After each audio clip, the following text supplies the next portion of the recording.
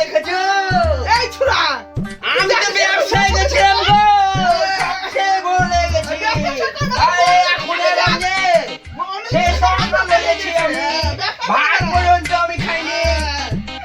ভাত খেতে হবে তো। সে কাবায় রুটি খাইছিলাম আমি, ও চাপাই নবাবগঞ্জের রুটি, ওই চাপায়ের রুটি খাইছিলাম আমি। তোকে খাতে বউয়ের মুখ দেখতে হবে না, বউয়ের তো ভাজা খেতে হবে তোকে। না, ওই কাজু করে খাবে। ব্যবসা না করলে টাকা আসবে কি করে, খাবো কি করে? থাকবে না তোর কাছে। বাপরে, বোঝেন না, দুই দুটো বউ আমার, একটা বড় বউ, একটা ছোট বউ। হ্যাঁ, বউ বললে হলো, এবার পরের মুখে খাবো না। বাপরে, আর একটা বউ হবে, তিনটা বউ হবে।